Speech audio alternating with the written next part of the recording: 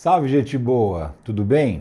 Você sabe que eu tenho feito umas entrevistas ultimamente, né? Tenho conversado com gente inteligente, com gente interessante, com gente que tem o que falar, que tem o que acrescentar na nossa vida. E aí eu fiz uma entrevista recentemente muito legal com um cara que está assim, na crista da onda. Você abre o jornal, tem uma foto dele lá. É o Bolsonaro? Não, nem de longe. Muito pelo contrário, é o tormento do Bolsonaro, o cara que realmente tira o sono. Se existem duas pessoas no mundo que tiram o sono do Bolsonaro, ele é uma dessas pessoas. A outra você sabe quem é, né? O ministro Xandão. Mas enfim, eu conversei com o Fabiano Trompetista. Eu trouxe essa entrevista uns dias atrás e eu acho que vale a pena trazer de volta, reprisar isso aqui, porque para você que perdeu, para você que quer ver de novo, por quê? Porque ele tem muita história para contar. O cara estava lá no acampamento, do lado da delegacia onde o Lula ficou preso. O cara estava na posse do Lula. E o cara está nos momentos chave, nos momentos mais importantes e dramáticos da vida do Jair Bolsonaro. Ele está lá tocando o trompete dele. Então, eu queria te convidar para reassistir a entrevista comigo. Vamos lá, porque vale a pena. Foi um papo realmente muito legal. O Fabiano é um cara muito bacana e ficou um papo assim muito agradável. Vamos assistir, vem comigo. Fabiano Trompetista. Você está pensando o quê, meu amigo e minha amiga? Eu tenho que trazer o cara aqui que acaba com o dia do Jair Bolsonaro. Eu queria muito agradecer, Fabiano, por você estar presente aqui com a gente, ter aceitado essa entrevista. E essa apresentação, acho que você se define bem, né? O tormento do Bolsonaro, né? A gente faz o que pode para não deixar ele em paz, né? É isso. E minha mãe queria que eu tocasse violino, né? Ainda bem que eu desobedeci minha mãe e fui para o trompete, que é um instrumento bem mais barulhento. Bem, e de longe você consegue incomodar a distância, né? Não precisa chegar no pezinho do ouvido tocando violino ali. A gente tem digamos, um parâmetro ali de distância, né, de segurança para atuar. O trompete é realmente um instrumento extraordinário, muito alto, né? Então a gente tem essa versatilidade aí nos protestos e a gente faz como tarefa política, né?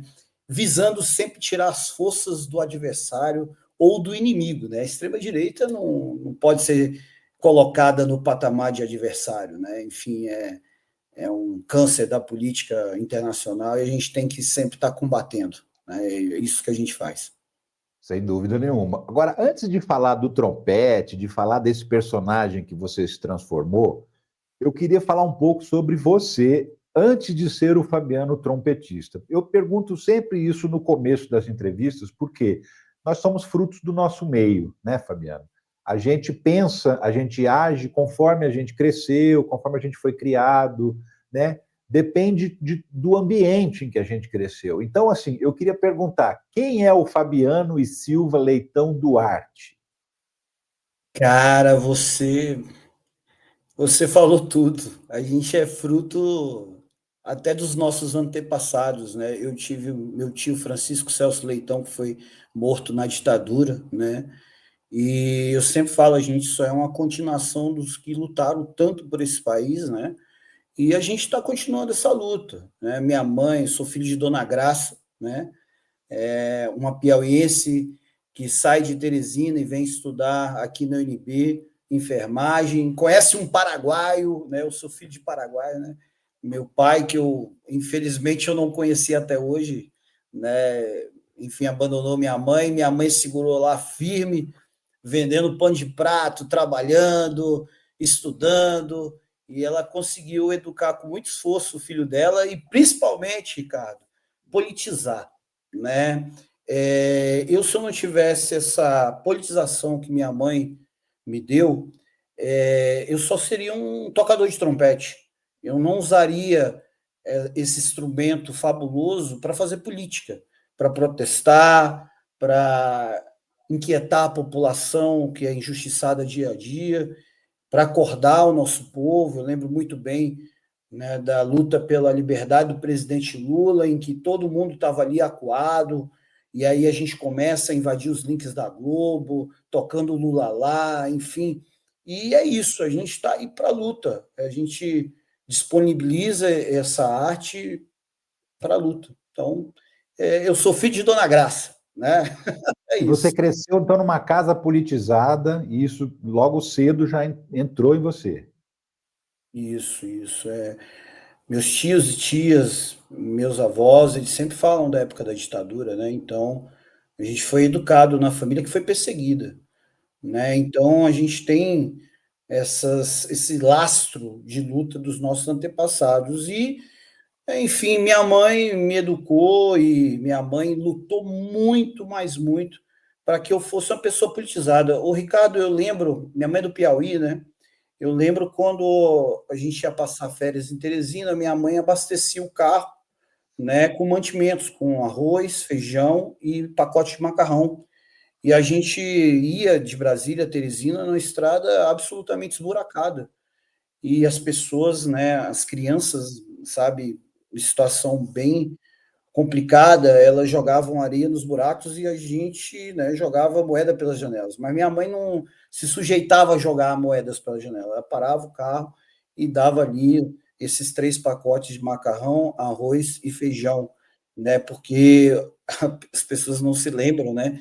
Mas o Brasil era o país do soro caseiro, né? Um país onde 300 crianças morriam por dia subnutridas, né? Então, esse era o cenário. Então, eu sou muito grato ao presidente Lula por ter tirado, apesar de não ter nascido no Piauí, eu tenho um coração piauiense, né? Eu sou nascido em Brasília, criado em Brasília, mas os meus antepassados são todos do Piauí. E como diz o hino do Piauí, o primeiro que luta é o Piauí, então a gente está nessa tarefa, sempre lutando pelo nosso povo. Cara, e você trabalhava antes de se transformar no Fabiano trompetista, enfim, de se transformar inclusive num militante profissional, porque hoje você trabalha, né, Isso. com política, você trabalha no Partido dos Trabalhadores, né?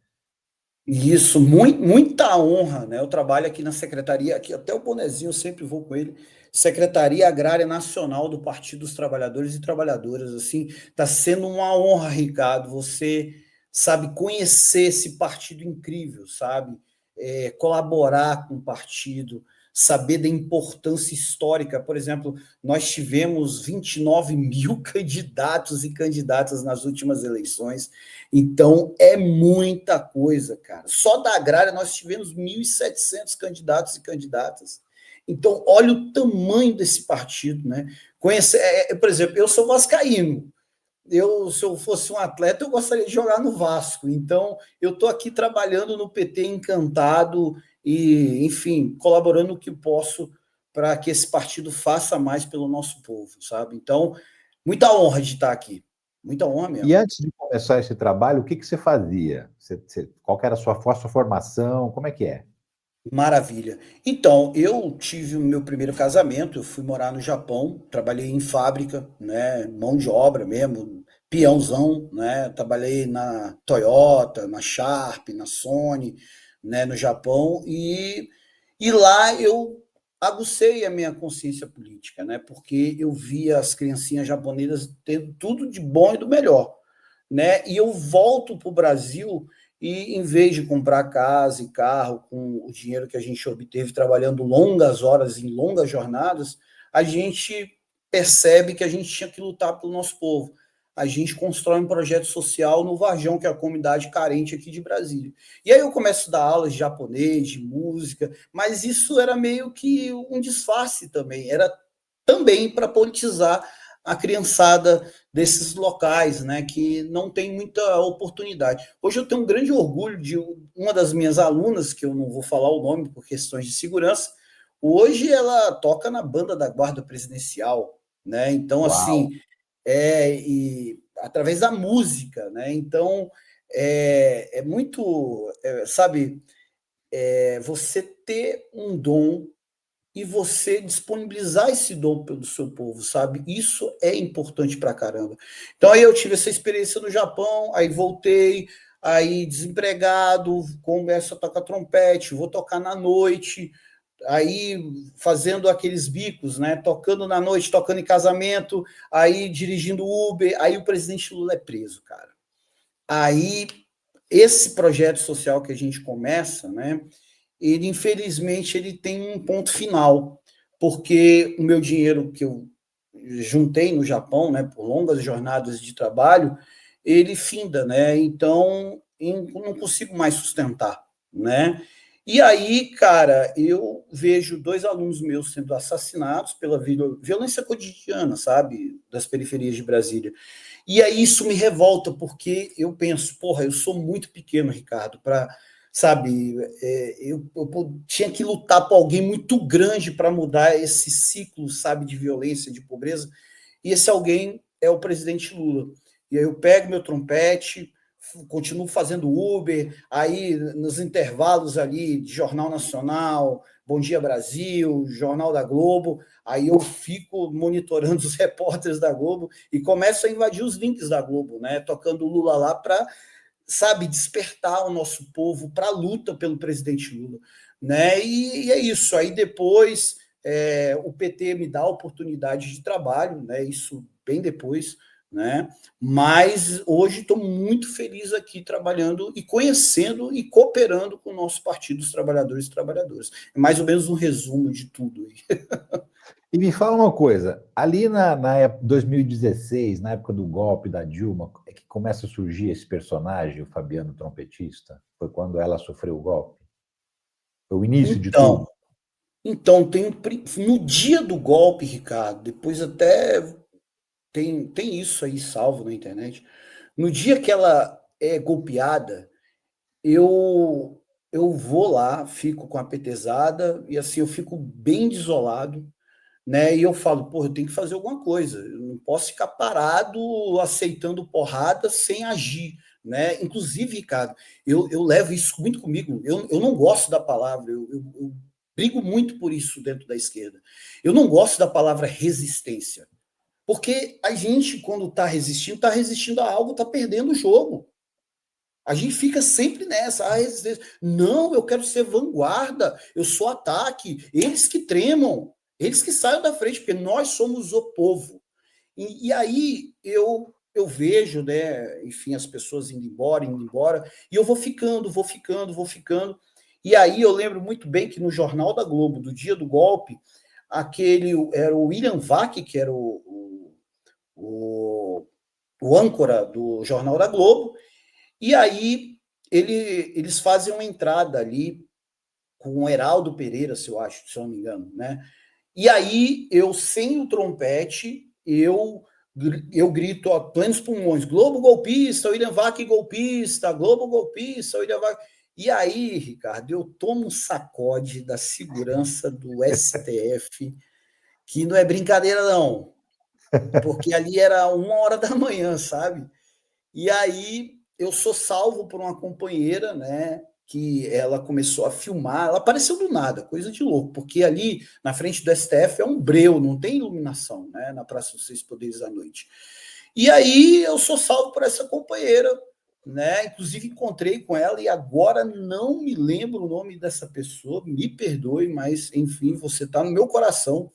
Mas ela impede que os seguranças ali, enfim, me batam muito mais. E aí vem, né, o impeachment da Dilma, aí vem a prisão do presidente Lula. E aí eu pensei, cara, para que eu vou ficar gritando se eu tenho um trompete? E aí eu me posiciono mais ou menos de 100 a 150 metros de distância e explode o áudio nos links da Globo. Então, desse erro tático, né, no caso dessa intervenção no Jornal da Globo com a Dilma, surge o acerto tático do trompete, né? Enfim, dessa melodia tão famosa do Olê, Olê, Olá, que, enfim, que encanta os corações petistas, lulistas e patriotas desse país. Inclusive, Fabiana, obviamente assim, eu não consegui encontrar esse link que você estava gritando, mas eu encontrei um link que você estava tocando já em Ah, 2018. E eu vou exibir aqui para a gente, dar uma olhada rapidinho, que é realmente divertido. Eu sou ex-repórter de televisão, ex-repórter da Globo. Quando eu estava do lado de lá, eu me incomodava com uma situação como essa, porque eu estava tentando trabalhar ali e não conseguia. Agora, meu amigo, é pura diversão, é puro cinema para mim.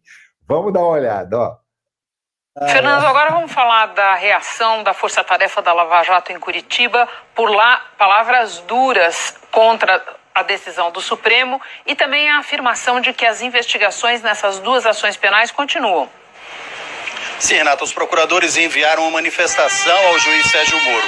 Classificaram a decisão da segunda turma de um tumulto processual e superficial, mas afirmaram que os processos contra Lula vão prosseguir em Curitiba. A Força Tarefa entendeu que o Supremo não discutiu competência de Sérgio Moro para julgar estas ações.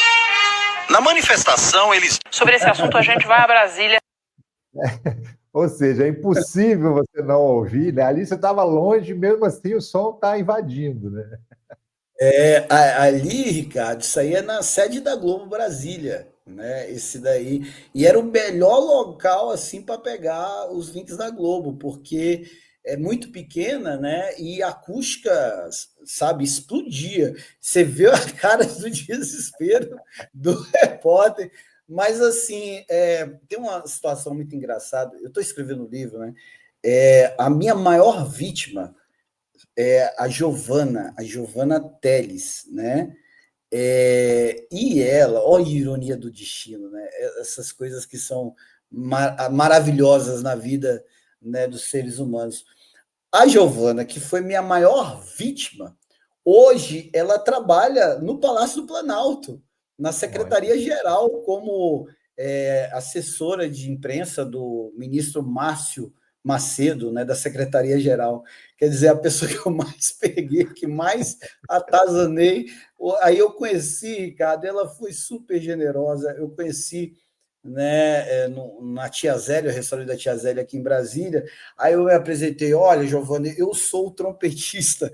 Aí ela, seu desgramado, e me deu um abraço, enfim, enfim, é um doce de pessoa. E assim, as pessoas têm que entender que ali é uma tarefa política. E eu jamais xinguei qualquer trabalhador, qualquer repórter. Eu só inseri um fundo musical na matéria. Era isso que eu fazia. Eu não chegava com violência, nem, sabe, jamais fui. Eu acho que a gente tem que preservar a integridade da luta que é levada pelo presidente Lula. O presidente Lula nunca xingou ninguém, nunca foi grosseiro com ninguém, e eu nunca fiz isso. Né? Então, era uma forma de usar toda a força da máquina da Globo contra ela própria. Né? Denunciar o que estava vendo com o presidente Lula, a injustiça que foi feita com o presidente Lula. Então, a gente fez isso, né? Enfim, e eu tenho um carinho imenso por alguns companheiros jornalistas que sofreram, enfim, esse ataque carinhoso. É isso. E não tinha proteção acústica que impedisse, né? Não, pô, você fala uma parada sensacional. Ricardo, você acredita? Esse daí que você mostrou é lá na Globo, né? E aí, o que que acontece? Rapaz, isso eu tenho uns passarinhos lá dentro, né? E falaram, teve uma tentativa que eu fui lá e toquei, né? Aí eu olhei assim, oxi, não saiu aqui, não captou o som do trompete. Rapaz, não é que eles botaram uma blindagem de vidro lá naquele local que eles faziam a entrada. Eu dei um prejuízo danado para a Globo, rapaz, que maravilha. Aí eu Tiveram que fiquei gastar sabendo, uma eu ri grana para até. Hã? tiveram que gastar uma grana para tentar emudecer o trompete. Exato, cara, e não passava mesmo. Mas aí tem o meio da rua, né? Enfim, aí a gente pegava essa galera em outras ocasiões, né? No STF, na Polícia Federal, enfim, se eu não me engano, foram 24 links da Globo, né? Então, a gente monitorava o tempo todo essa galera. Guerrilha musical, né? O presidente Lula estava preso, a gente estava desesperado. Então, é isso. A luta nos leva a fazer essas traquinagens. É da luta. Na luta de classes, todas as lutas são buenas, pedras, noites e poemas. Então, é isso. Maravilhoso. E me fala uma coisa, você ficava acompanhando o noticiário para saber para onde se deslocar. Você mora em Brasília, né? Então você se deslocava acompanhando o noticiário, assistindo a TV, e falou, vou correr para lá. Eu era Uber, né? Eu tocava na noite nos finais de semana, né? E eu era Uber, então ali pelo final da tarde, né? Eu jogava corrida lá pro plano piloto, e aí eu já ficava naquela no Twitter, sou twitteiro, né? E tal, eu ficava lá, né? Os, os repórteres da Globo, todos eu seguia, todos. E aí eu ficava monitorando a notícia. Se a notícia é de última hora, eles não têm tempo para editar, e eu falava, opa! E assim, Ricardo, é uma coisa legal, né? Porque eu estou escrevendo livro e eu estou lembrando, estou tendo uns insights, aí você fica falando, eu fico lembrando.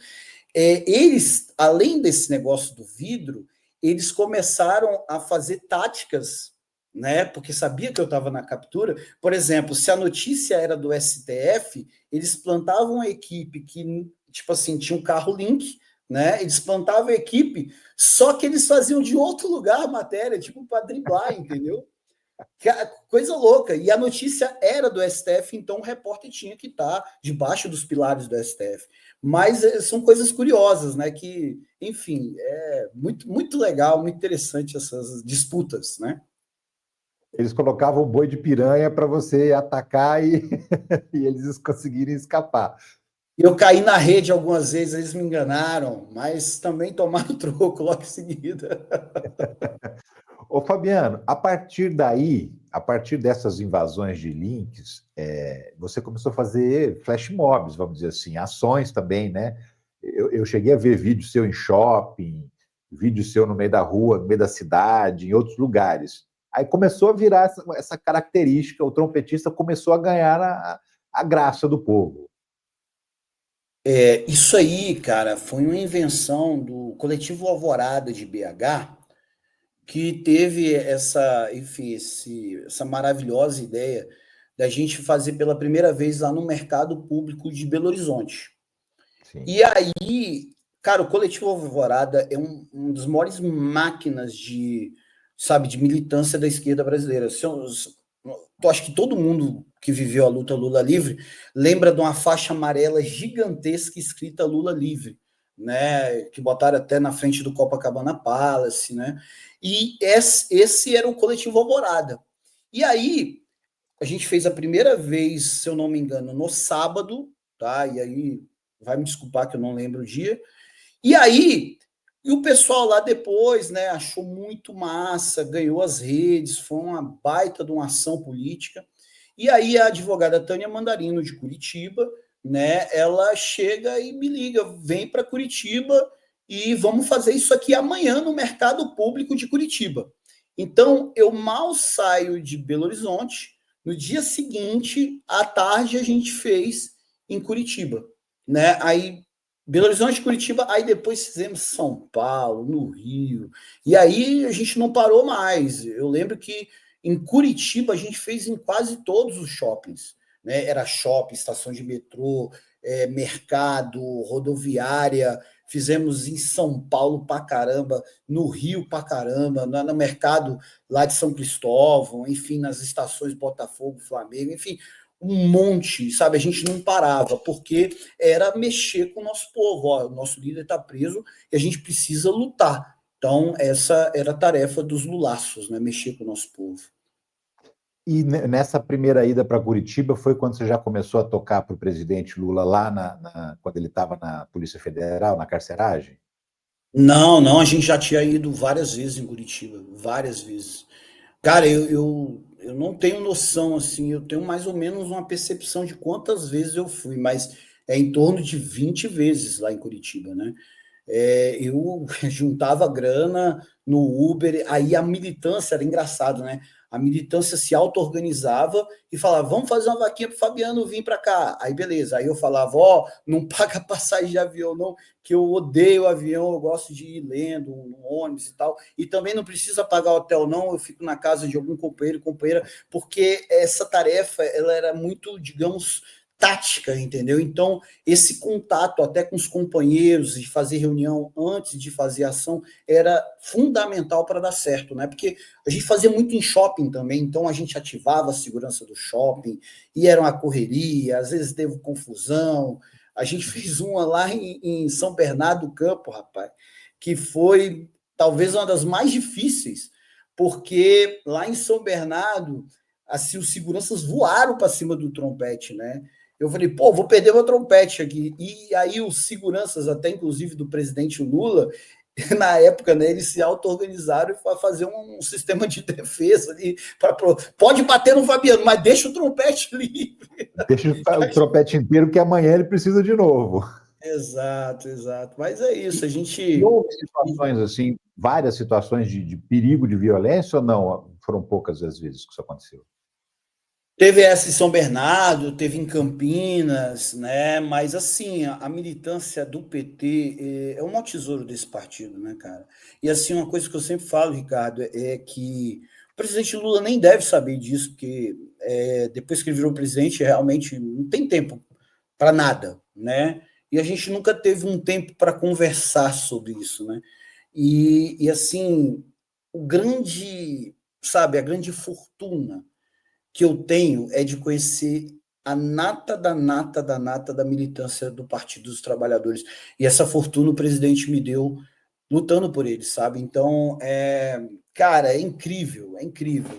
Eu sou um ser humano muito melhor depois que eu conheci essas pessoas, sabe? Essas pessoas ajudaram na minha formação política, sabe? Tem inúmeras pessoas, mas assim, a minha comandante, que eu sempre gosto de falar dela, é a Tânia Mandarino, sabe? Em todos os momentos, por exemplo, quando teve aquela, se eu não me engano, o Celso de Mello deu uma liberdade ali provisória ao presidente Lula, e a gente foi até o STF, e lá eu tenho um problema, sabe? Eu tenho um distúrbio, né? E aí eu desmaio, vou parar no hospital, sabe? E aí a Tânia, ela consegue, a doutora Ginália, que, pô, eu entrei no hospital com a camisa do Lula, né? No hospital, médico, né? Sabe como é que é a correlação de forças na medicina, né? E aí a doutora Tânia Mandarino, ela consegue uma médica para ficar ali 24 horas vendo o que estava sendo, né, colocado, enfim, é isso, medicação, tudo. Então, assim, são essas coisas, sabe, Ricardo, que faz essa grande luta. A luta não é individual, eu só sou um instrumento de luta. Assim como o presidente Lula é um instrumento de luta da classe trabalhadora. Né? Então, é isso. A gente se junta, a gente se auto-organiza, mesmo com todas as dificuldades, mas é isso, meu caro. É a luta. Eu tenho aqui um vídeo também de você tocando lá em Curitiba, em frente à Polícia Federal. Vou exibir também um trecho para a gente dar uma olhada aqui. Boa tarde a todos, estamos aqui com o trompetista Fabiano Leitão, em Curitiba, em frente à Polícia Federal. Está tocando aí o trompete pro Lula.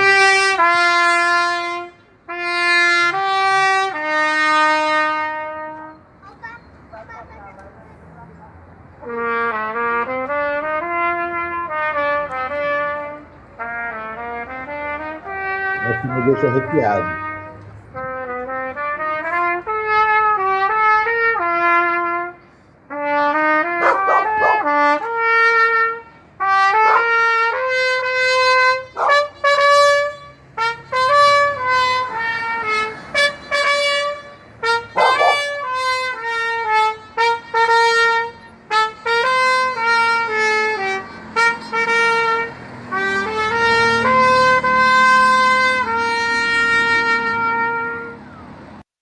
Essa me deixa arrepiado, Fabiano.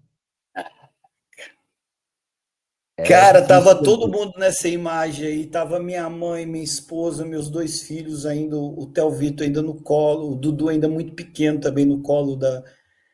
Aí tá a Tânia ali, caraca, essa daí... Eu imagino que você sabia até qual era a janelinha onde estava o Lula, né? Cara, a gente fazia de tudo para alegrar o presidente, assim. Tem uma situação que foi a mais linda de todas, né? Foi no Dia dos Pais, cara. Dia dos Pais, era aniversário, coincidentemente, da Tânia. Eu fui a Curitiba por conta do aniversário da companheira Tânia, e fui com minha mãe, enfim, com minha família toda. E aí a Tânia chegou assim, cara, 2 horas da manhã, um frio danado, Curitiba. Aí ela tem ideia da gente tocar aquela música, tá naquela mesa tá faltando ele, a saudade dele tá doendo em mim. E aí eu fui ensaiar, acho que foi 1h da manhã, eu comecei a ensaiar, e aí a gente foi 2h da manhã na porta da Polícia Federal. E aí a Tânia fala com os seguranças, né, lá ali da guarita, e fala que a gente vai fazer uma homenagem ao presidente Lula.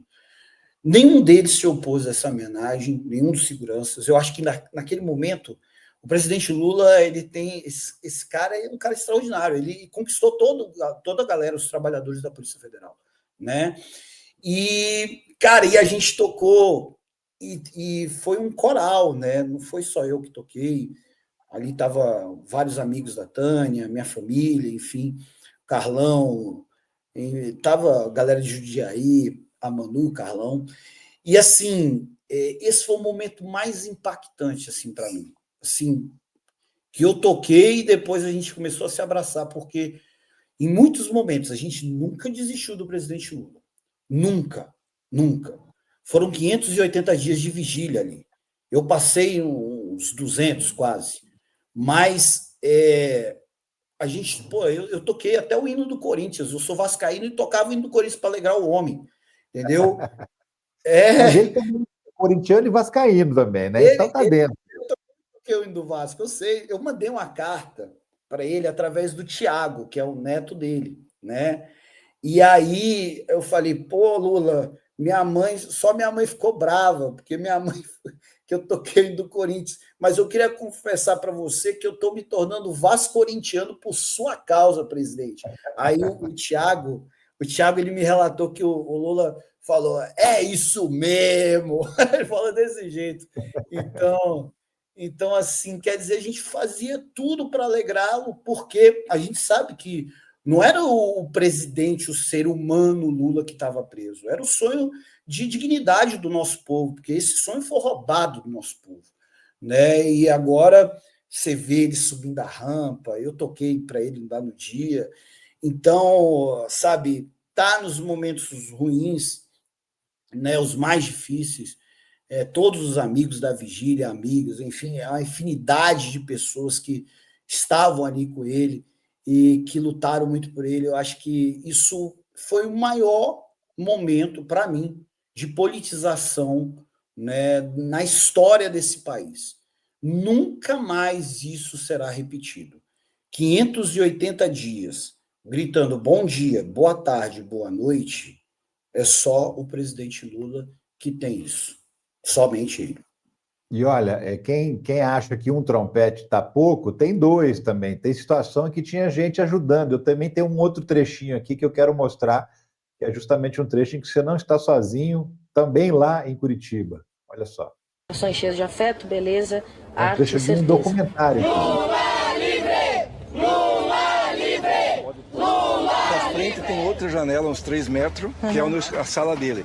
Daí a janela abre para fora e daí de forma enviesada ele enxerga o topo desses pinheiros aqui. Tem a mesa e tem a sala, as cadeiras, tudo mais, onde ele despacha. Tá ótimo. Tá conseguindo trabalhar? Tem papel, tem caneta? Então estamos livre.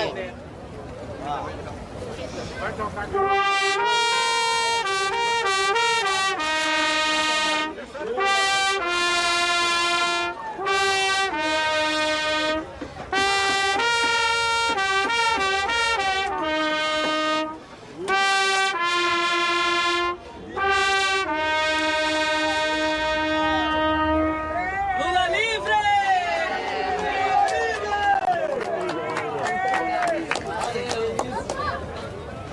Saudação. Sensacional. São momentos que você não vai esquecer nunca, né, Fabiano? Porque já é a parte da essência do que você é, né?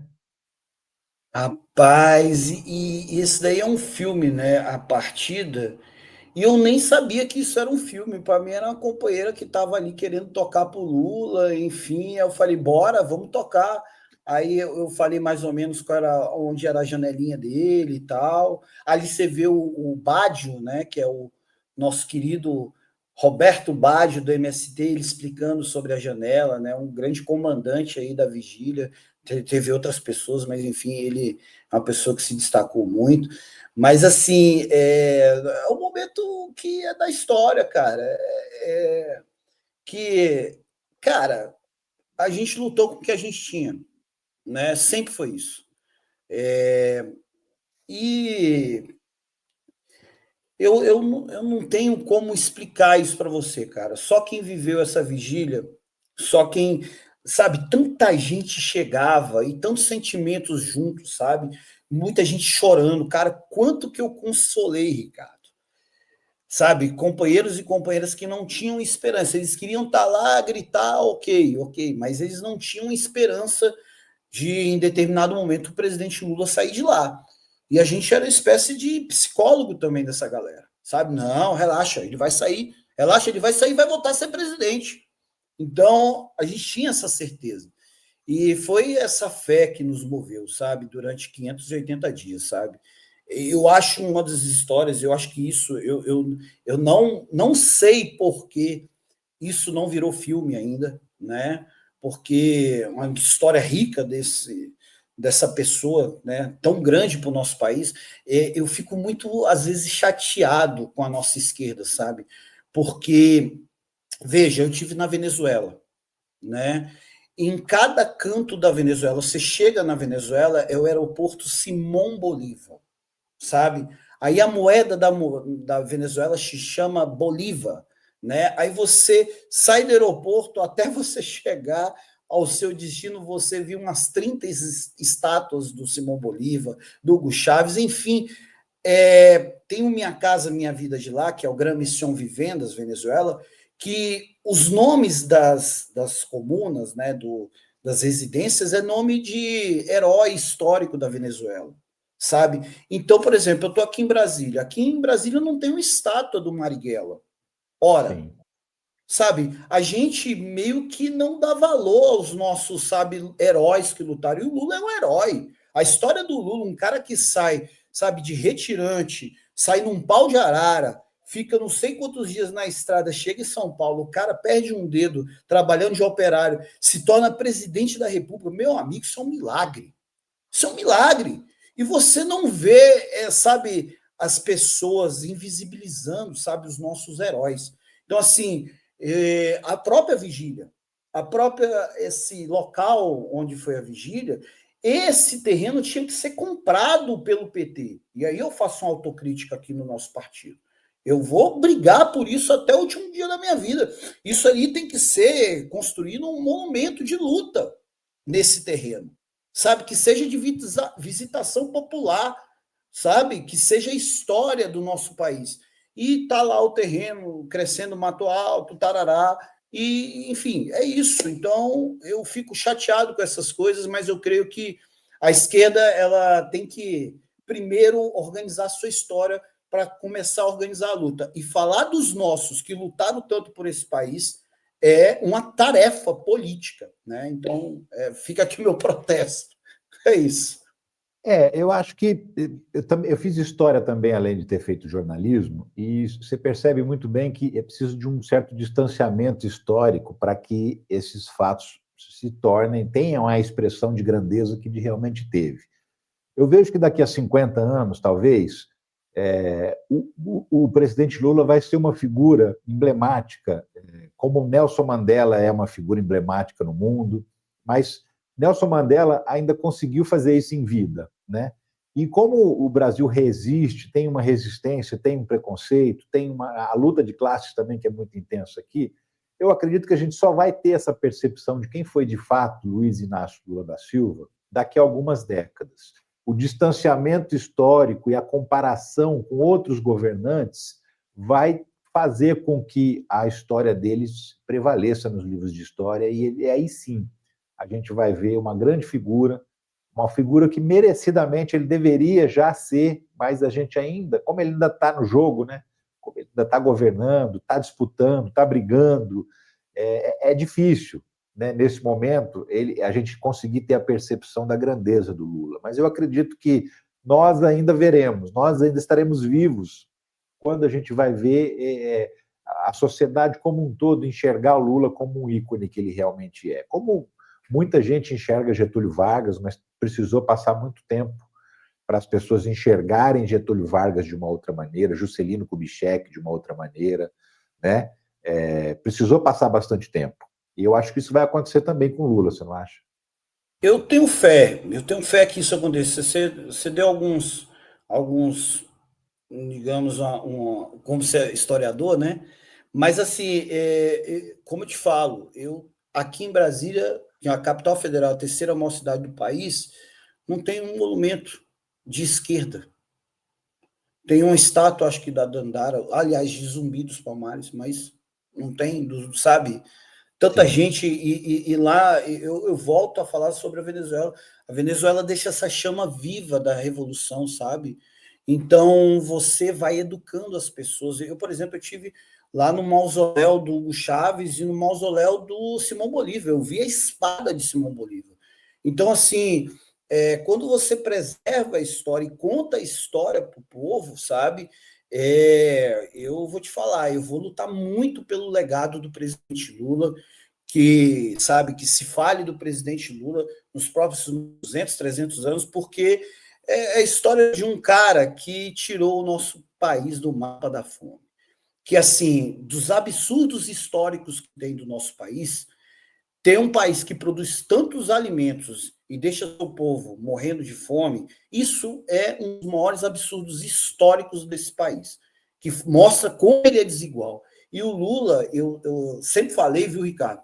Todas as vezes que eu encontrei, eu falei por telefone com ele, ele é um piadista, né? Um grande piadista. Isso é uma máquina de fazer piada. E eu sempre falava para ele, eu sempre queria falar sobre o Piauí. Quando ele me agradecia por alguma ação, alguma tarefa, né, enfim, que ele nunca pediu para fazer nada, tá? Que seja bem claro aqui, bem nítido para todo mundo. Mas toda vez que eu fui, digamos, quando eu parei os tanques de guerra na Tanquiciata, ele me ligou, tá? E ele me ligou porque eu tinha sido preso, meu trompete estava destruído, né? A PM destruiu meu trompete, e aí ele me liga para saber como é que eu estava. E aí ele fala, você vê como é que ele é zoeiro. Ele chega, o teu trompete estava no seguro, Fabiano? Eu falo, porra, presidente, não tem seguro para trompete, presidente? Como é que você me fala isso? E aí ele fala que nada, nós vamos fazer uma vaquinha e você vai ter o trompete mais bonito feito nos Estados Unidos da América e quando você tocar vai ser escutado na China. Desse jeito. Então assim, cara, tudo isso, sabe? Todo esse carinho do presidente Lula com um simples militante que toca trompete, sabe? Ele se preocupa. Eu vi outros companheiros e companheiras sendo presos, enfim, naquela época do Bolsonaro, ele sempre ligava, ele sempre dava recado. Ele estava preso quando eu fui preso aqui quando eu fui tocar lá para o ex-presidente da Argentina, agora nem me lembro o nome dele, mas eu Alberto fui Fernandes? preso. Hã? Alberto Fernandes? Não, o outro de direita. Eu esqueci o dele. O Antes do Macri? Milei.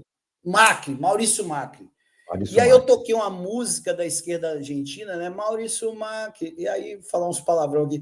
Maurício Macri, lá puta que te pariu. Maurício Macri, lá puta que te pariu. Aí eu toquei isso aí, ele estava tendo um jantar com o Temer no Itamaraty e eu tocando Maurício Macri, lá puta que te pariu. E aí a polícia militar me prendeu, né? E aí ele mandou uma cartinha para mim, né? Enfim, quer dizer, ele ficou sabendo que um militante do Partido dos Trabalhadores foi preso, sabe? Então, assim, se você fizer um comparativo com o Bolsonaro, por exemplo, Bolsonaro deixou a galera dele lá se lascar no 8 de janeiro. Bolsonaro começou a se preocupar com a palavra anistia quando ele viu que iam pegar ele. E aí ele começou a pedir anistia. Mas ele não pediu anistia para os caras lá de 8 de janeiro. Entendeu? Então, assim, você vê a diferença de humanidade do presidente Lula pro, né, esse capiroto aí dos infernos. Mas é isso. Tanta história eu fico falando aqui, eu vou perdendo a linha de raciocínio, enfim, mas enfim, estou aqui para falar histórias. Excelente, porque você tem justamente isso, história para contar. Você citou aí 2 prisões e eu queria destacar uma delas, que foi aquela prisão que você sofreu lá em frente à Praça dos Três Poderes, em 2021. só para lembrar o episódio, para quem para situar as pessoas que estão assistindo, foi naquele dia em que o Bolsonaro mandou fazer um desfile de tanques na Praça dos Três Poderes. Por quê? Porque o Congresso ia votar se ia ou não ia ter voto impresso, né? E ele fez aqueles tanques fumegantes, saltando uma fumaça danada. Foi naquele dia que você foi preso, não foi, Fabiano? Conta como é que foi esse episódio, o que aconteceu nesse dia. Então, ia ter a votação do voto impresso, né? E aí ele pegou um desfile da Marinha, né? A Marinha, que esses tanques são da Marinha, né? Acho que o presidente Lula deve ter até trocado aí, porque o negócio estava feio lá. E aí o que acontece? Aí eu e a companheira Catarina, do PT do Rio de Janeiro, uma grande militante, né? Foi vice-presidenta do PT do Rio de Janeiro, mais o professor Wesley, a gente falou, ó, vamos lá amanhã, isso a gente reuniu um dia antes, né? Vamos lá amanhã e vamos travar isso aí. Vamos prender a gente, vamos fazer o que for, mas é a esquerda. A esquerda não pode, como eu falei no princípio, a esquerda tem que ter tarefa. E ali, digamos, a tarefa semiótica, né, da coisa, da mensagem semiótica, era tocar o trompete na frente dos tanques, né? Era tipo assim, como o Lula dissesse, né? Não faz essa bobagem, não faz essa besteira, Marinha. Tem respeito à sua história, sabe? Você não serve ao presidente, você serve ao país, né? Então, foi essa mensagem, Marinha não se preste a esse serviço, sabe? E aí a gente foi preso nesse dia, né? A Catarina, cara, tem que falar da Catarina, o Ricardo, porque eu tinha combinado com a Catarina, não vai de vermelho, não, porque você sabe como é que é a polícia, né? Eles vão manjar a gente rapidinho, então não tem como furar o bloqueio da polícia. Então a gente vai todo mundo de preto, né? E aí a gente faz ação. Quando eu cheguei e falei para ela, ó, os tanques estão vindo aí, se prepara. Aí, beleza, tal. Eu falei, Catarina, é agora, bora para cima. Bicho, Ricardo, a Catarina, ela tava com a camisa preta. Ela tira a camisa preta, tá com a camisa vermelha, e ela é de torcida organizada do Rio, da Raça Flá do Flamengo. Ela pega aquela fumaça de estádio de futebol, fumaça vermelha, e acende, cara. Puta que pariu! Sem eu ter a menor noção disso. Aí eu falei, meu Deus, quando eu olhei para trás, ela com a fumaça vermelha, eu avançando com o trompete, e aí veio, eu me atraquei lá com o fuzileiro naval, lá depois chegou a PM, enfim, e ela se pingou, eu fui preso, ela se mandou, mas ela garantiu a minha liberdade depois. Mas são essas histórias que são muito engraçadas, mas não é fácil fazer o que a gente fez pelo país, sabe? Eu sempre falo, minha mãe, né? Minha mãe me educou dessa forma.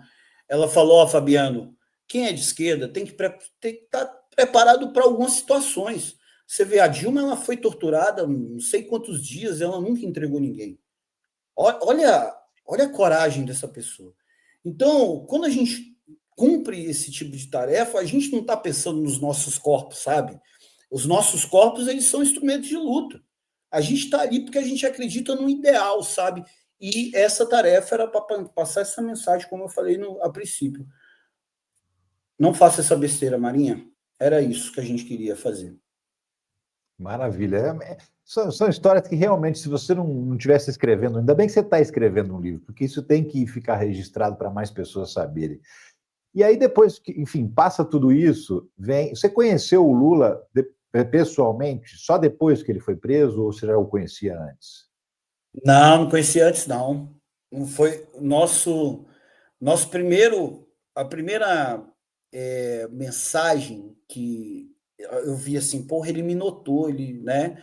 Foi uma entrevista que eu dei, né, para o Gustavo Conde, e aí eu falei exatamente isso que eu tinha falado no começo para tu, que eu não gostava da palavra resistência, sabe? Naquele momento a gente tinha que atacar, né? Então eu falei isso muito incisivamente, e ele escreve uma cartinha e fala sobre isso, sabe? E aí eu falo, porra, o Lula viu o que eu falei e se amarrou, né? Porra, que massa, né? E aí, essa foi a primeira mensagem. Agora, a primeira vez que a gente se encontrou, porra, foi lindo demais, cara. Foi um dia depois que ele saiu de Curitiba, né? Foi em São Bernardo do Campo. O dia que ele saiu de Curitiba era aniversário do meu filho, né? O Dudu, né? E aí eu vou para a festinha da escola do Dudu e pego meu carro e me mando para Curitiba, né? Porque ele estava naquela de já sair, né? E aí o que acontece? Eu não chego, eu parei em Uberaba, o carro, eu vi, porra, libertaram ele. Aí eu ia para Curitiba e eu fui para São Bernardo, né? Eu sabia que no dia seguinte ele ia ter enfim, aquele encontro lá no Sindicato Metalúrgico de São Bernardo. E aí eu fui para lá, cara, e a Cláudia Troiano, que é a secretária do presidente Lula, ela me botou em cima daquele caminhão, né? Mandar um beijo para ela, que ela sempre foi uma pessoa que me protegeu, que sempre teve o maior respeito pela a nossa militância. E aí ela me coloca em cima do caminhão. Aí começa a subir Haddad, Gleisi, Pimenta, enfim, toda a galera, né, a grande cúpula da esquerda brasileira. E aí o Lula sobe, né, e vem cumprimentando essas pessoas, cara. E aí eu todo, né, tímido lá, né, segurando o trompetezinho, né? E aí ele vem cumprimentando, e aí quando ele olha para mim, aí ele abaixa o olhar e olha o trompete. E aí eu vejo, pô, porque a gente nunca tinha se, né, falado, né? Aí ele chega e fala assim: "Ô, meu pistonista!" Aí eu dou essa, porra, Lula, é trompetista. Aí ele me dá um abraço, ele dá uns tapão, né? O abraço dele bem apertado. Aí, depois sobe lá pra gente conversar e tudo. Cara, foi um momento mágico, mágico. Eu tenho essa foto, vou botar no livro e assim. E aí, assim, ele já tinha. Aí depois que ele tá livre, né? Ele me ligou 5 vezes e eu guardo na memória cada fala dele, dessas 5 ligações, né? Depois ele já liberto. E aí eu toco na posse, né? Que é um grande momento, assim, um momento mágico de ver toda a luta que a gente teve na vigília, nos lulaços, invadindo os links da Globo, tudo aquilo materializado na conquista da presidência da República quando ele sobe a rampa, cara. Meu Deus do céu. Como eu sonhei com aquele momento, em todos os momentos que eu toquei para ele. E assim, e foi muito lindo porque, assim, uma coisa que pouca gente sabe, né? Eu não fui convidado para a posse. Eu não fui convidado para a posse. O presidente Lula, mais ou menos às 4 horas da tarde, ele ia subir mais ou menos a rampa às 4h51. Acho que ele lembra da gente, sabe? Eu até gravei um vídeo sobre isso. Ele lembra da gente e ele fala uma frase, Ricardo, que esse negócio, eu vou te falar, eu comecei a acreditar em milagre depois disso, porque eu não tinha perspectiva nenhuma que ia tocar na posse, eu não fui convidado. E aí, ele, naquele discurso de posse, ele fala da caneta do Piauí, né? Não sei se você lembra, ele fala que o cara deu a caneta para ele, e ele fala da igreja de São Benedito. Cara, eu fui batizado na igreja de São Benedito, sabe? Quando ele fala da igreja que eu fui batizado, eu falo, que loucura, cara! De tantas e tantas milhares de igrejas, ele vai falar justamente da que eu fui batizado. E aí, eu ligo meu celular para ligar para minha mãe, para falar, mãe, ele falou da igreja de São Benedito. E logo em seguida que eu liguei o celular, quem me liga, o Stuckert, o fotógrafo dele, falando, o presidente quer que você toque, cara, onde é que você tá, cara? Eu falei, pô, tô no meio da galera aqui, cara. E aí, não, calma aí que o André aí da Polícia Federal vai te buscar. E aí, cara, acontece esse momento mágico da gente saindo da militância, da onde a gente sempre esteve, sabe, atravessando a pista, subindo a rampa, sabe, e depois a gente desce e toca o presidente Lula, porque o presidente Lula ele não se esqueceu do fiel trompetista que estava sempre do lado dele nos momentos mais difíceis, e ele me convida para a posse, sabe, no momento mágico, irmão. Então, caramba, sabe a coincidência disso, dele falar da igreja que você foi batizado, cara? Então tem uma força, sabe, muito grande aí, sabe, que é inexplicável. É inexplicável. Como se matematicamente você vai falar isso, velho? Então, essa conexão eu respeito muito, eu não sei, sabe, eu me aproximei muito, sabe, de Deus, de tudo, de que é das energias positivas, porque tudo isso foi construído com muita energia positiva, muita fé, cara. Muita fé, sabe? Como é que você vai explicar isso para a história, meu amigo? Um cara que sai da prisão para ser presidente da República, E sabe? esse Um momento cara. histórico que você está citando agora, esse momento que ele chega, inclusive, nós temos aqui, eu vou mostrar também, que ele Ah, chega que de lindo. carro do Rolls Royce, te cumprimenta e você toca. Vamos ver. Ah, tá. Ô, que lindo. Assim que ele para o carro, ele te vem atirando para você, para a gente ver esse momento. Eu acho que ele vai falar Fabiano, entendeu? Ele fala Fabiano com esse Chegando já na agora, rampa, agora. Fabiano! e aí Aí aparece começa a travessa de vermelho ali, ao mesmo anjo, isso. e tal, que é o mais importante. Aí antes de tocar, eu falo, presidente, nós vencemos. Ó, ele fala joia.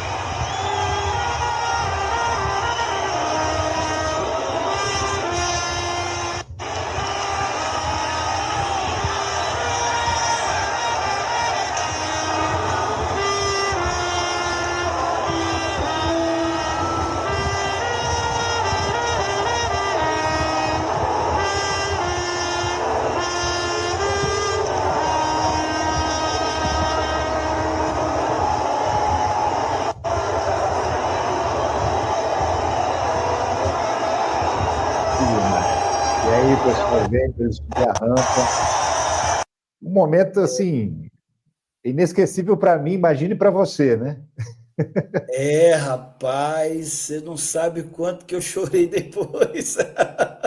Eu segurei ali bravamente, né? Enfim, mas passa um filme.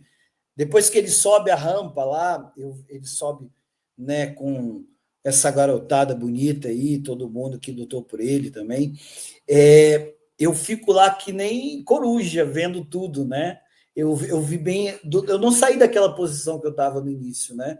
E eu fico vendo o discurso dele ali, quando ele fala com o nosso povo. Cara, mas é incrível, é incrível. Isso você, como bom historiador, sabe que tem algumas conexões aí que são inexplicáveis, né? A gente sempre acredita na matéria, né? Mas às vezes a gente precisa acreditar também na fé, sabe? A fé que ele tem, a fé que toda a militância do PT teve para tirar ele de lá, cara. Que raça que essa militância tem, cara. Sabe? Esse partido é incrível, cara. Sabe? Eu tenho muito orgulho de toda a história construída com toda essa militância do PT, porque eu não fiz nada sozinho, né? Muito pelo contrário, muito pelo contrário. Se você perceber, a maioria das tarefas que a gente fez, eu sempre estava de costas e deixava só a campana do trompete aparecendo, porque ali não é o Fabiano, ali não é o trompetista. Não, não. Ali é um som que representa uma história de luta, né? Então, assim, cara, que orgulho de tudo isso ter acontecido e a gente vai continuar caminhando, porque o Lula é o caminho, Ricardo. Lula é o caminho. Mas o que eu quero para o nosso povo é muito mais. É muito mais. Sabe, eu tenho 46 anos e até hoje, todas as vezes que eu passo na rua, eu sempre vejo um companheiro ou uma companheira passando fome, sabe, passando necessidade, e isso tem que acabar, sabe? Um país tão rico quanto o nosso não pode, sabe, ser sabotado da forma que ele é. Então a gente vai continuar lutando, sabe, pela dignidade do nosso povo. Essa é a nossa tarefa. Fabiana, e falando nisso, hoje foi publicada uma notícia na Agência Brasil que fala justamente que o Brasil atingiu de novo os índices necessários para sair do mapa da fome. Nós saímos do mapa da fome no governo Lula e Dilma, nós voltamos para o mapa da fome 7 anos atrás, já no período Temer e Bolsonaro, e hoje foi anunciado que a gente atingiu os índices necessários. Semana que vem, provavelmente, a ONU já deve anunciar oficialmente que o Brasil está fora do mapa da fome. Se você não viu essa notícia, eu queria te dar essa notícia, porque é importantíssimo. Isso vai bem ao encontro de tudo isso que você está falando agora. Nós, novamente, estamos trilhando o caminho de melhorar a vida do povo brasileiro. Eu queria que você comentasse isso também. Rapaz, oi, Ricardo, que notícia maravilhosa, porque isso sempre foi a nossa centralidade de luta, né? É interessante como as coisas se conectam, né? No começo do governo Lula, eu não estou no governo, né? Eu estou no PT, né? E foi me dada essa oportunidade de trabalhar na Secretaria Agrária Nacional, que na verdade era onde eu deveria estar, né? Porque a agrária é que alimenta o nosso povo, né? Entender a questão agrária foi fundamental para mim. Hoje, Ricardo, eu quero muito, sabe, conversar com o presidente, porque para além dessas conquistas que a gente teve, eu tenho um projeto, né? Não é um projeto, na verdade, não é meu. Acho que tem tantos e tantos companheiros e companheiras, né, que já pensaram nisso. Mas eu queria falar para o presidente Lula, porque assim a gente tem 3 tarefas, né? A primeira é financiar a nossa agricultura familiar, que a gente está aumentando o subsídio, né? Essa é a primeira tarefa. A segunda é comprar e estocar esses alimentos através da Conab, que foi destruída pelo governo Bolsonaro, e a gente está recuperando. Essa é a segunda tarefa. Só que a terceira tarefa, Ricardo, que eu queria levar para o presidente Lula, faz parte da terceira e talvez mais importante tarefa, que é a distribuição e a venda dos alimentos, que aí fica com a Walmart, que é estadunidense, com o Carrefour, que é francês. Por que não a gente não ter um supermercado público para garantir a segurança alimentar do nosso povo? Porque é mais ou menos um comparativo que eu vou te dar, Ricardo, com a BR Distribuidora. Quando a BR Distribuidora é vendida, a gente perde o controle dos preços. Por quê? Porque a distribuição, a gente produz, né, álcool, gasolina, mas a distribuição e venda fica com o mercado. E a gente perde a capacidade de controle, porque a BR Distribuidora é vendida. É a mesma coisa do supermercado público. Se a gente tivesse um supermercado público, o Carrefour, o Walmart, tantos outros, né, grandes redes de supermercados, hipermercados, atacarejos, enfim, eles iam pensar 2 vezes em aumentar o preço, entende? Sim. Então, esse é um projeto, sabe por quê? Porque para além da segurança alimentar do nosso povo, da gente sanar de vez esse problema, sabe? É muito legal o que você falou, fico extremamente feliz, mas a gente precisa sanar de vez esse problema para a gente ter um desenvolvimento. Ora, a China produz caça de 6ª geração pilotada de controle remoto porque não tem mais fome. Eles passaram dessa etapa. Agora é ciência e tecnologia. Entende? Então, para além desse processo de segurança alimentar, a gente sanar com essa questão, a gente tem a coisa da política. Eu fico pensando, daqui a 50, 100 anos, a pessoa fazer uma compra de supermercado, ela vai aonde? No supermercado, no Lulão. No Lulão. A luta da fome, contra a fome e a miséria, está materializada. Não fica só nas palavras, não. Tem lá um supermercado. É a mesma coisa do Brizola. A gente lembra do Brizola por causa dos brizolões, né? Que são as escolas que ele fez, entendeu? Então, eu tenho essa grande tarefa de falar isso para o Lula, né? De que ele faça esses supermercados, porque a gente precisa, nesse governo, né, vencer essa etapa. E, cara, muito obrigado, Ricardo, por você ter me dado essa notícia, porque essa sempre vai ser a minha centralidade de luta, que é o combate à fome e à miséria, porque eu vi meu povo do Piauí morrer, sabe, na minha infância e minha adolescência, eu vi meu povo morrer de fome. Eu nunca esqueço que esse país era o país do soro caseiro. Então, é isso, meu camarada. É isso, o Lula tirou 2 vezes o Brasil do mapa da fome, acabou de tirar novamente, a gente tem que comemorar e comemorar muito essa notícia que é muito importante. Fabiano, aí a gente contou de todos os seus processos relacionados direto ao PT, ao Lula preso, enfim, a sua militância, a sua luta, mas agora eu quero mostrar um vídeo aqui que foi a partir do momento que você se transforma no tormento de Jair Bolsonaro, que vale a pena a gente ver também. É uma coletiva do Bolsonaro, eu acho que, não sei se ele ainda não te conhecia, ou se ele confundiu achando que era algum militar ali em Brasília, tem militar para todo lado, mas o fato é que ele caiu feito um patinho na sua armadilha, e eu queria mostrar agora aqui, ó. Ele já estava fora, mas pelo amor de Deus, né? Que falta de... Presidente, Cuidado, hein? Pode ser um sinal aí secreto. qual é o seu papel, o papel do Eduardo nas eleições do ano que vem? Arranjar um microfone do lado, o outro está do outro lado. Vou esperar um pouquinho. Não, calma, vou esperar um pouquinho. Da denúncia.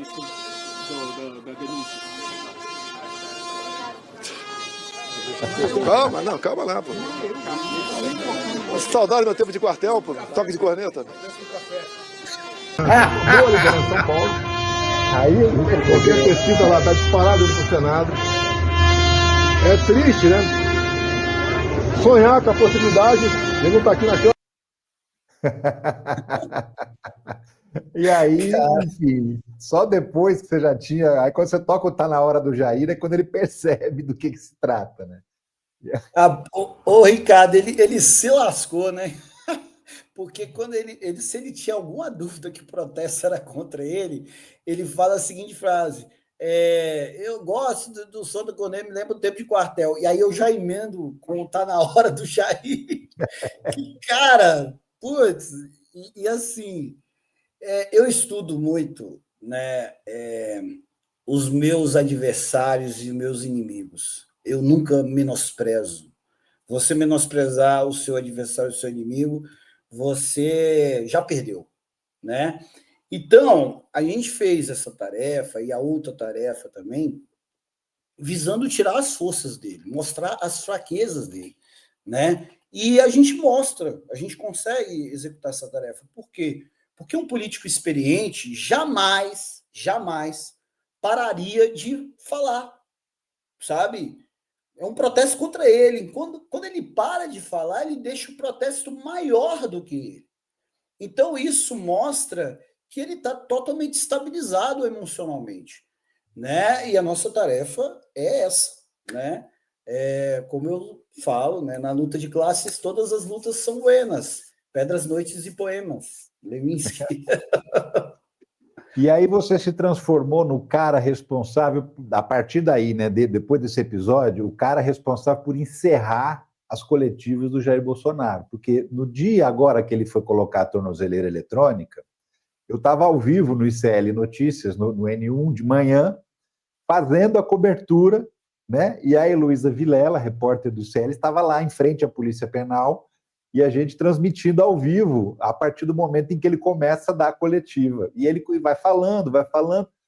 Bastou começar o trompete, que eu vou mostrar aqui também, acaba a coletiva imediatamente, né? Como aí ele já sabia, porque já tinha passado por isso uma vez antes, ele aprendeu a lição e a coletiva se encerra imediatamente.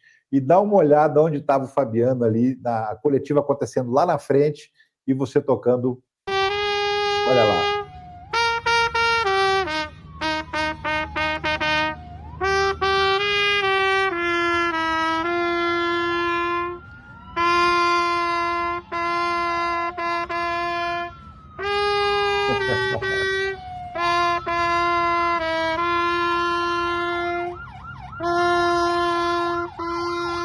O carro já se dirigindo para sair, porque já era, a coletiva já era, não tem mais.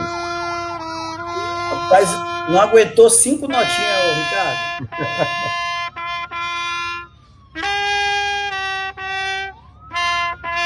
Daqui a pouco a gente vai ver os carros passando ali, ele indo embora, porque já era. Ele passa ali na minha frente, viu?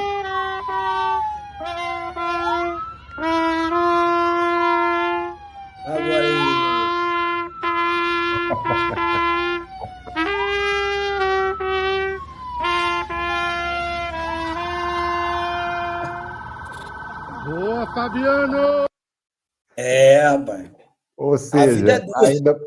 ainda não conseguiu concluir a entrevista dele, porque ele falou, é roubada, deixou embora que pegou o Cara, trompetista. cara, e assim, Ricardo, uma coisa interessante, né? Como a militância dele abandonou ele, né? É impressionante. É impressionante. Eu acho até justo, né? Um cara que nunca se importou com a militância dele, né? Eu acho que quem mais trata a militância dele como gado é ele próprio, né? Sim. Ele, enfim, não tinha ninguém para defender ele ali, sabe? Acho que se no máximo tinha 2, 3 carinhas que até agrediram um rapaz que ficou lá. Depois eu vi os vídeos, cara, que maneiro ele, cara, muito legal. Mas assim, ninguém veio para cima de mim, sabe, defender ele e tal, que a gente está preparado também, entende? Mas eu fiquei impressionado, e isso é bom a imprensa destacar, sabe? Ele não tem mais apoio, não tem mais apoio.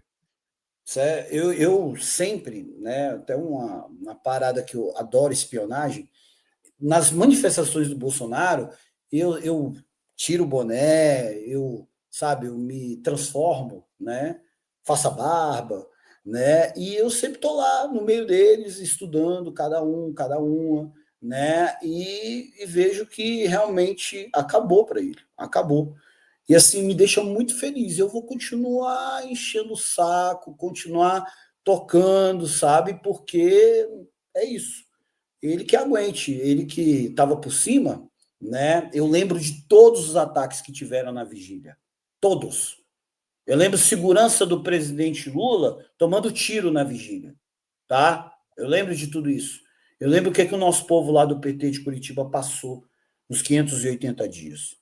E nós nunca fomos violentos com ninguém. Nós ganhamos na política, na organização, sabe? Na disciplina, sabe? E eu vejo que eles, enfim, não tem, primeiro que não tem líder, né? Um cara que se acovarda da maneira que se acovardou, sabe?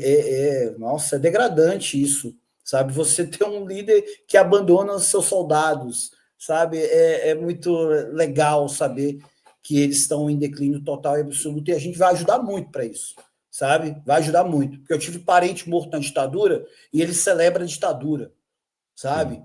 Então, é por tantos e tantos e tantos camaradas, companheiros e companheiras que tombaram, sabe? Porque isso é só a continuação do processo, né, Ricardo? É um processo histórico que ainda não acabou, sabe?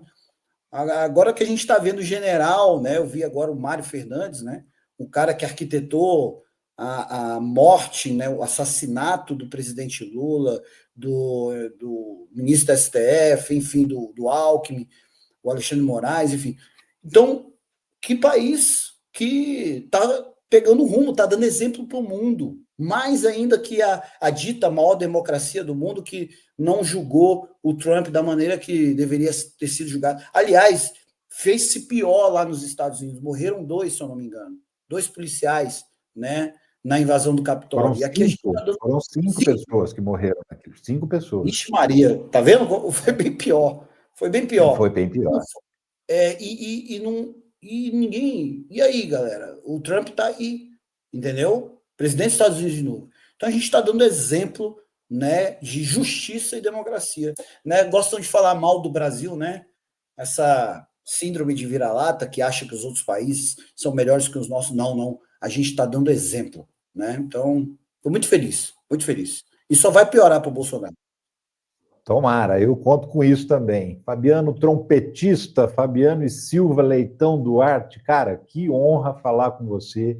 Você já é um personagem da nossa história, um personagem que vai estar nos livros de história. Independentemente de você estar escrevendo o seu livro, você certamente vai estar nos livros de história, na história da sua resistência pacífica e bonita, por conta da música, né? O que mais bonito pode haver de uma maneira de se manifestar, de protestar, de lutar, do que através da música. Então, assim, meus parabéns pela maneira que você escolheu para poder travar a sua luta, que se tornou um símbolo que inspira muita gente a lutar, cada um à sua maneira, cada um com o seu instrumento, que não necessariamente vai ser musical, mas que vai caminhar na mesma direção para a qual você caminha. Poxa, eu que agradeço, Ricardo. Você, enfim, você cumpre tarefa diariamente com seus vídeos, né, politizando nosso povo, né? Eu acho que é cada um na sua tarefa, né? Usando o que tem de melhor. Você é um cara da fala, um cara da comunicação, e eu tô aqui para tocar trompete, né? É isso, desobedecendo minha mãe, que queria que eu tocasse violino, e eu tô aí tocando trompete até hoje, e essa desobediência revolucionária musical, que essa construção que você falou no início, né? As histórias construíram os personagens, então eu só sou um instrumento de luta e estamos aí para cumprir tarefa, meu camarada. Muito obrigado pela oportunidade de fala e estamos juntos na luta sempre.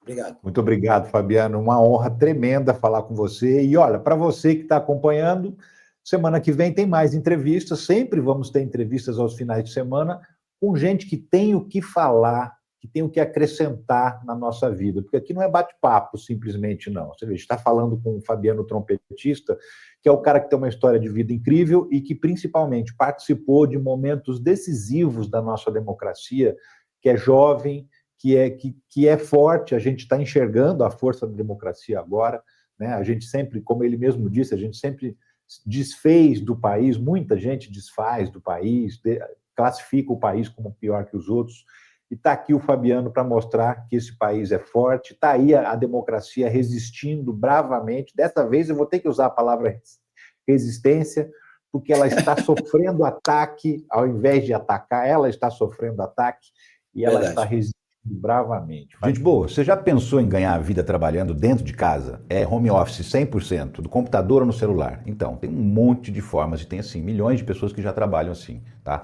Só que tem que saber algumas coisas, né? Você tem um tempo extra, por exemplo, quer dedicar a uma renda extra? Tem jeito também de fazer disso renda principal. Tem uma galera trabalhando online, ganhando a vida e ganhando a vida muito bem, tá? Eu tenho, inclusive, exemplos para te mostrar aqui. Olha só, o Carlos Matos, por exemplo. Ele está entrando na parada agora, entendeu? E ele tem um emprego e também começou a fazer o negócio como renda extra. Aprendeu o que precisa aprender, entrou nas oportunidades e está ganhando já lá $643. Isso de renda extra, né? Fora o salário que ele tem no emprego dele. Tem mais gente que já está trabalhando há mais tempo nisso e já está vivendo só disso, tá? O Paulo Rodrigues trabalha online, 100% em casa. Olha só, já está ganhando $2.154 depois de 4 meses de dedicação, tá? Tudo autorizado. Isso aqui a gente está mostrando porque eles autorizaram, tá bom? A Cláudia Oliveira, então, ó, tá até brincando que por ela taca fogo na carteira de trabalho.